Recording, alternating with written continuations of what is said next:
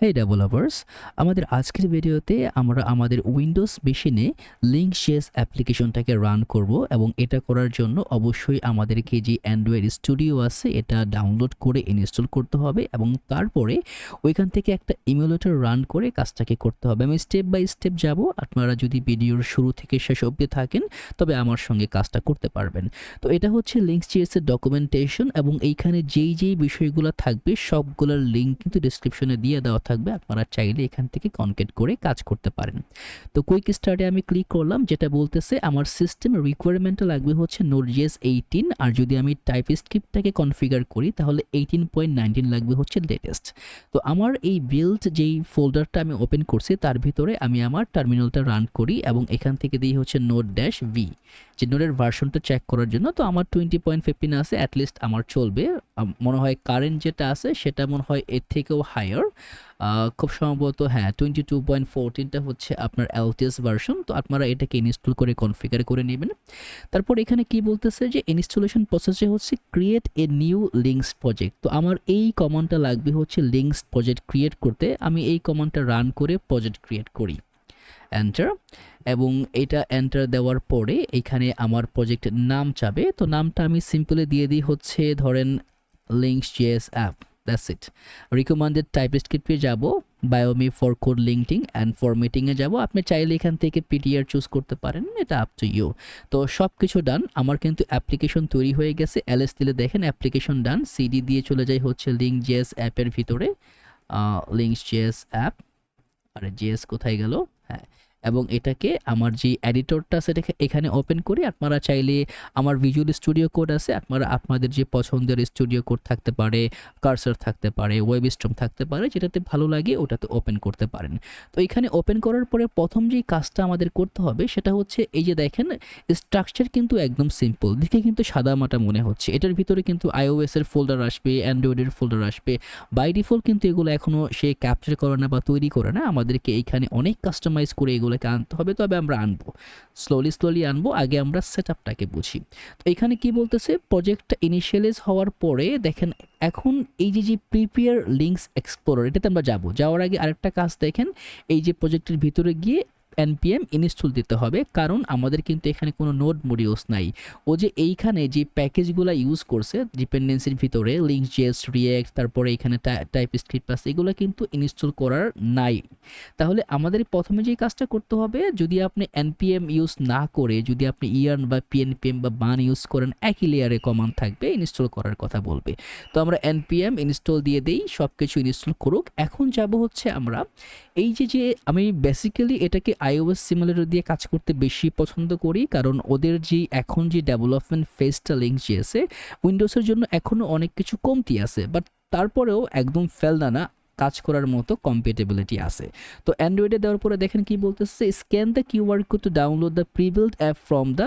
এই কিউআর কোডটা যদি আপনি ক্লিক করেন তাহলে প্রিবিল্ডটাকে আপনি আপনার ফিজিক্যাল ডিভাইসে বা অন্য সিমুলেটরে ডাউনলোড করতে পারবেন। তো আমরা এখান থেকে যাব হচ্ছে যে বিল্ড লিঙ্কস এক্সপ্লোরার দিয়েও আপনি কিন্তু এক্সপ্লোর করতে পারেন। আমরা গিটহাব রিলিজে যাই, দেখি কি আছে। তো রিলিজে যাওয়ার পরে দেখেন 3.2.0 RC1 আছে। এটা কিন্তু এখনও মানে কম্পেটেবল হয় নাই, সব কিছুই আরসিতে আছে, সব কিছুই এখনও মানে ব্রেকেবল আছে। এটা কিন্তু খুব দ্রুত তারা এখানে অনেক কাজ করতেছে। মানে রিঅ্যাক্ট নেটিভের কথা যদি আপনারা চিন্তা করেন, নিয়ারলি 7-8 ইয়ার্সেও কিন্তু অনেক দূরে আসছে। তো এটা জাস্ট এ মান্থ, তো এটা অনেক সময় লাগবে আপনার যদি, কিন্তু বিল্ড আপটা অনেক ইজি এবং কনফিগারেশনটা অনেক কুল, যে কারণে আমার এটা অনেকটা পছন্দ লাগে। এখান থেকে আমরা যে কাজটা করব দেখেন এখানে ডকুমেন্টেশন আছে, টেস্টিং ফেজ আছে, অনেক কিছু আছে। আমরা যাব অ্যাসেটে। এখন যদি আপনি ম্যাকওএস ইউজ করে থাকেন তাহলে তো জানেনই এই যে টার্গেট যেটা আছে বা এই দুটোর একটাকে আপনার নিতে হবে। যদি আপনার M1 চিপ থাকে তাহলে ARM64, আর যদি ইন্টেল চিপ থাকে তাহলে x86 বিটটা নিতে হবে।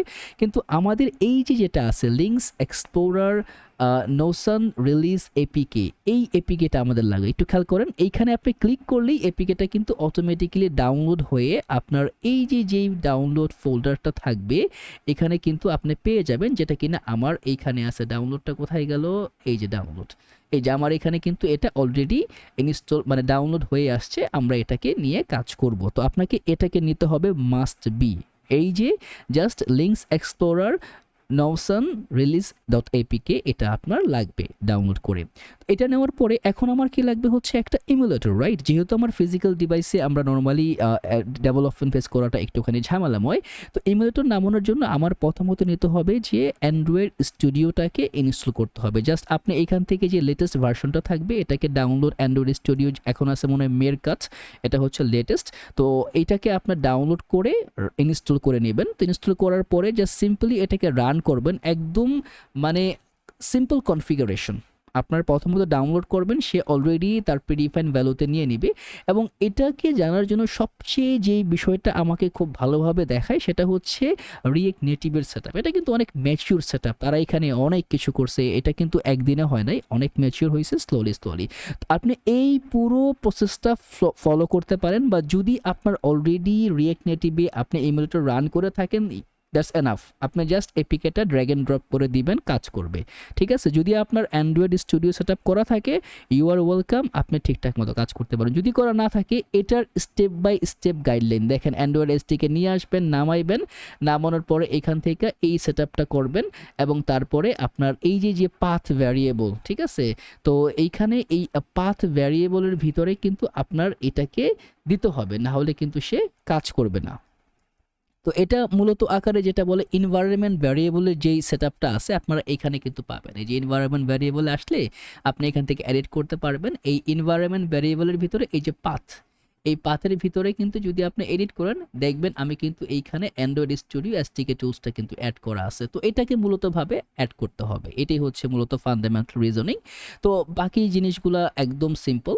তো আমরা যাব হচ্ছে প্রথমত আমাদের যে অ্যান্ড্রয়েড স্টুডিও আছে যেটা আমরা ডাউনলোড করে সেট করছি এইখানে। এখান থেকে যাওয়ার পরে দেখেন এই যে রাইটে 3টা আইকন আছে, এখানে ক্লিক করেন, দেখেন আছে হচ্ছে ভার্চুয়াল ডিভাইস ম্যানেজার। এটার মাধ্যমে হচ্ছে আমরা ভার্চুয়াল ডিভাইসগুলোকে ইনিশিয়ালাইজ করি।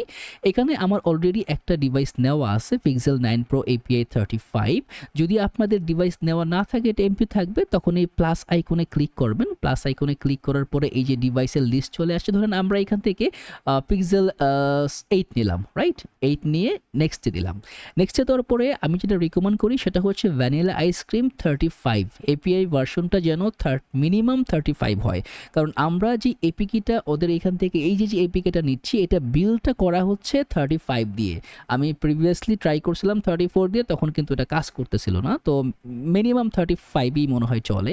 তো এখান থেকে এটাকে চুজ করে নেবেন। আপনারা চাইলে এখানে আরও অনেক ইমেজ আছে দেখতে পারেন, তো আমার এটাতেই চলে। নেক্সটে ক্লিক করলাম, ফিনিশ।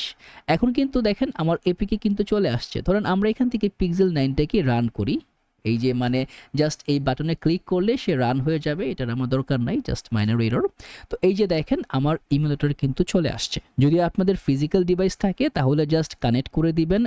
কানেক্ট করার পরে আপনার যেই ফোনের যেই ডিবাগিং মোডটা আছে, ইউএসপি ডিবাগিং, এটাকে অন করে নেবেন। অন করলে কানেক্ট করার পরে কিন্তু সে অটোমেটিক্যালি ডিবাগিংটা কাজ করবে। তখন আবার আপনাকে এই যে প্রথমে আপনাকে বলা হয়েছে এটা স্ক্যান করে ডাউনলোড করতে পারেন, বা আপনার ওই এপিকেটা ডাউনলোড করে, যেটা আমরা এখানে ক্লিক করে ডাউনলোড করতেছি, ক্লিক করে ডাউনলোড করার পরেও কিন্তু ড্র্যাগ অ্যান্ড ড্রপ করে এটাকে ইনস্টল করতে পারেন। তো এখন কিন্তু আমার ইমুলেটর চলে আসছে, রাইট? ঠিকঠাক মতো চলতেছে। এখানে কিন্তু আমার লিঙ্কসের কোনো অ্যাপ্লিকেশন বা কোনো কিছু নাই। এখন প্রথমত কথা হচ্ছে আমাদের অ্যাপ্লিকেশনটাকে ইনস্টল করতে হবে। যাব হচ্ছে আমার এখান থেকে এই যে ডাউনলোডে, এটাকে ড্র্যাগ অ্যান্ড ড্রপ করে এখানে ছেড়ে দিব, দ্যাটস ইট। কি বলতেছে, ফেল টু ইনস্টল, কোনো একটা ঝামেলা হচ্ছে, আবার দেই। এই আচ্ছা, এটা মনে হয় কোথাও একটা ঝামেলা হয়েছে, দেখি কি হলো। ওকে, আমি এটাকে এডিবিটাকে মানে রিস্টার্ট করলাম, আবার দেখি। হ্যাঁ, এবার মনে হয় কাজ করতে পারে। তখন কিছু একটা গ্লিচ ছিল হয়তো, বা ড্র্যাগ অ্যান্ড ড্রপ করলাম, এটা থাকতে পারে। যেহেতু উইন্ডোজ এবং অ্যান্ড্রয়েড স্টুডিও, এটা যদি আপনার র্যামটা মিনিমাম 16-এর কম থাকে, আমারটা 32, তারপরেও অনেকটা ট্রাবল হয়। 16-এর কম থাকলে কিন্তু একটু প্রবলেম ফেস করতে পারেন বাই সোফার। তবে যদি আপনার ফিজিক্যাল ডিভাইসটা কানেক্ট থাকে, প্রবলেম অতটা নাও হতে পারে। তো এপিকেটা ইনস্টল করার পরে কিন্তু আমরা রান করতে পারবো। ওকে, ইনস্টলেশন ডান। এবং এখানে দেখেন যদি আমি একটুখানি অ্যাপটা দেখি, এই যে আমার লিঙ্কস এক্সপ্লোরার কিন্তু চলে আসছে। ক্লিক করে ওপেন করি। ওপেন করার পরে যেটা কাজ হবে দেখেন, এই যে একটা basic structure links application run করার জন্য। তো এই হয়ে গেল আমার রানিং কমান্ডটা। এখন যাব হচ্ছে আমরা আমাদের এই যে কোড লেয়ারটা আছে এইখানে, এখান থেকে রান দিব npm run ডেভ, যেটার মাধ্যমে আমাদের যে অ্যাপ্লিকেশনটা আছে এটা আমাদের কোথায় রান হবে, ইমুলেটরে বা আমাদের লোকাল হোস্টে রান হবে, যেটা কিনা বান্ডেল করে রান করে 3000-এ।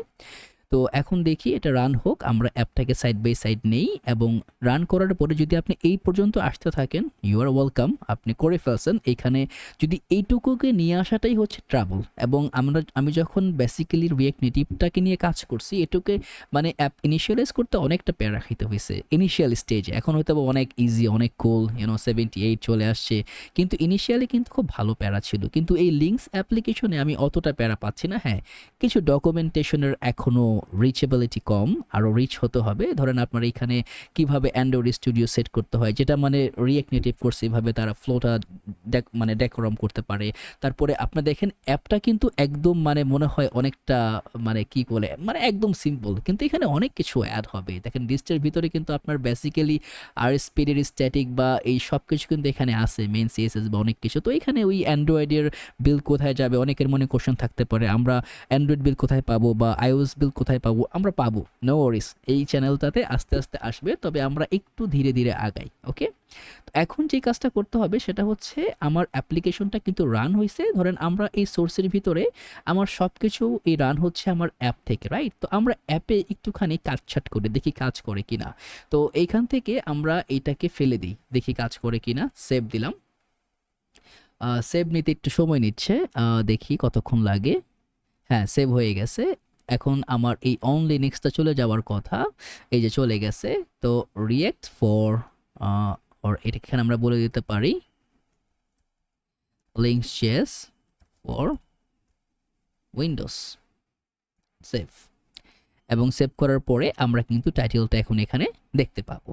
তো এই হচ্ছে মোটামুটি আকারে আমার একটা সিম্পল অ্যাপ্লিকেশন বেস লেয়ার। মানে এখন আপনি এখানে অনেক কিছু করতে পারবেন। আমরা রিয়েক্ট অর্ডার ডম দিয়ে রাউট সেট আপ করতে পারবো, বেসিক্যালি আরও অনেক স্ট্রাকচার করতে পারবো। তো আমি এখন আপনাদেরকে একটা কোড বেস দিব, যেখানে কিনা আমরা অলরেডি একটা ই কমার্স অ্যাপ্লিকেশন নিয়ে কাজ করা শুরু করছি। ধরুন আমি এটাকে ক্লোজ করে দিই। ক্লোজ করার পরে এইখান থেকে এসে আমরা চলে যাব হচ্ছে আমাদের বেস লেয়ারে, এই যে লিঙ্কস ই কমার্স অ্যাপ, এটার যেই গিটহাব রিপোজিটরি যে লিঙ্কটা আছে, এটা আমি আপনাদেরকে অবশ্যই ডেসক্রিপশনে দিয়ে দিব, এখান থেকে নিয়ে নেবেন। এবং এখান থেকে জাস্ট আপনার npm ইনস্টল দিয়ে npm রান ডেভ দিবেন, কাজ করবে। কোনো এক্সট্রা কিচ্ছুই করতে হবে না, যেটা কিনা রিয়েক্ট নেটিভের ডিপেন্ডেন্সির ভিতরে যে অনেক প্যারা থাকে, ওরকম কোনো প্যারাই এখানে ফেস করবেন না, কিচ্ছু ফেস করবেন না। জাস্ট অ্যাপ্লিকেশনটা ঠিকঠাক মতো কনফিগার করা আছে, জাস্ট npm আইডি ইনস্টল করবেন, npm রান ডেভ দিয়ে রান করবেন। ধরেন আমরা এখানে নাম দিলাম npm রান ডেভ, যাতে করে এটা লোকাল হোস্টে রান হয়। তো আমি এখন এই যে এক্সপ্লোরটা আছে, এইখানে এই যে আমাদের সেম লিঙ্কটাই হবে। যদি আপনারা মাল্টিপল মানে মাল্টিপল অ্যাপ ক্রিয়েট করলে দেখবেন এখানে 3001-এ এখন যেটা 3000 আছে, ওই 3001-এ রান হবে, যেটা আমরা নর্মালি নেক্সট.js বা রিয়েক্ট অ্যাপ্লিকেশনে যেটা হয়, মানে সেভারেল ট্রেডিং নিতে পারে। তো এই হচ্ছে আমাদের ই কমার্স অ্যাপ্লিকেশনের সেট আপ। দেখেন এইখানে এই যে প্রোডাক্ট লোড হয়েছে, এখানে সার্চ বার আছে, আপনি কিন্তু টাইপিং করলে টেক্সটও টাইপ করতে পারবেন। সেট আপ কিন্তু এখানে করে দেওয়া আছে, তবে এখানে আরও অনেক কিছু অ্যাড হবে স্লোলি। আমরা যদি ক্লিক করলে দেখেন আমরা কিন্তু এই সিঙ্গেল পেজেও যেতে পারছি, যেখানে কিনা প্রোডাক্ট ডাটা আছে। তো মোটামুটি আকারে একটা গুড এবং কম্প্যাক্ট ওয়েতে এটা ডিফাইন করা আছে। আপনারা চাইলে এটাকে ক্লোন করে আপাতত কাজটা যাতে বুঝতে পারেন ওই একটা ধারণা নিতে পারেন। আপনি অ্যাড টু কার্ট করতে পারেন, অ্যাড টু কার্ট করলে দেখেন কার্ডে অ্যাড হবে, ফেভারিটে ক্লিক করলে ফেভারিটে অ্যাড হবে, এই যে দেখেন অ্যাড হচ্ছে, ক্লিক করলে রিমুভ হয়ে যাবে। মানে এখানে স্টোর সেটআপটাও করা আছে জাস্টিন দিয়ে, পুরোপুরি একদম একটা বেসিক স্ট্রাকচার দেওয়া আছে এখানে, যাতে করে আপনারা জিনিসটাকে বুঝতে পারেন। তো তারপরে লিঙ্কটা ডেসক্রিপশনে পেয়ে যাবেন। এখানে আরও অনেক কিছু অ্যাড হবে, পুরো একটা ই কমার্সের ফাংশনালিটি অ্যাড হবে। যদি আপনারা এই মানে রিপোটাকে আপাতত জাস্ট মানে স্টার করে রাখতে পারেন অথবা সেভ করে রাখতে পারেন, তাহলে এভরি টাইম টু টাইম এখান থেকে জাস্ট পুল নিয়ে কাজ করতে পারেন। রিপোর্টের ডেসক্রিপশনও থাকবে। তো এই হচ্ছে মোটামুটি আকারে একটা সেট আপ কনফিগারেশন, যে আমরা কিভাবে উইন্ডোজের ভিতরে লিঙ্কস.js-টাকে অ্যাডপ্ট করতে পারি। এখন ফিজিক্যাল ডিভাইস থাকলে ইউ আর ওয়েলকাম, আরও খুব ইজিলি করে ফেলতে পারবেন। আর যদি ইমুলেটর দিয়ে কাজ করেন ইউ আর ওয়েলকাম অলসো, তবে খেয়াল রাখবেন যাতে আপনার যেই সিস্টেমটা আছে র্যামটা যেন অ্যাটলিস্ট 12 জিবির উপরে হয়। যদি 12 জিবির কম থাকে কাজ করতে অনেকটা প্রবলেম ফেস করবেন, কারণ এই ইমুলেটরটা ইটসেলফ কিন্তু 4 থেকে 6 জিবি নিয়ে নেয় রান হওয়ার জন্য আর কি। তো আমরা কিন্তু এটাকে মানে ওইভাবে যদি কাজ না হয়, যদি ওই কম্প্যাটিবিলিটিতে সে না পায় তাহলে কিন্তু খুব বাজে হয়ে যাবে। এখানে দেখেন আমার অলরেডি যেই 32 এর যেটা আছে দেখেন এখানে কিন্তু সে 100% সিপিইউ ইউজ করতেছে। সিস্টেম কীভাবে চলতেছে আই ডোন্ট নো, মানে সিপিইউটা অনেক বাজেভাবে নেয়। দেখেন মেমোরি কম নিচ্ছে কিন্তু সিপিইউ আমার কিন্তু ফুললি ক্যাপচার, এবং এই যে এডিবিটা যদি আপনি খেয়াল করেন ঘুরে ফিরে দেখবেন এটাই সবচেয়ে মানে টপ লেয়ারে নিচ্ছে আর কি। যে দেখেন এটা প্রায় 44% নিয়ে নিচ্ছে, প্লাস দেখছেন র্যাম কতটা টানতেছে। তো এটা হচ্ছে আপনাদের অবশ্যই একটুখানি খেয়াল রাখতে হবে, না হলে। আর যদি ম্যাকওএস থাকে তাতে কোনো সমস্যা নেই, ম্যাকওএসের কনফিগারেশনটা নিয়েও আমি আলোচনা করব নেক্সট ভিডিওতে।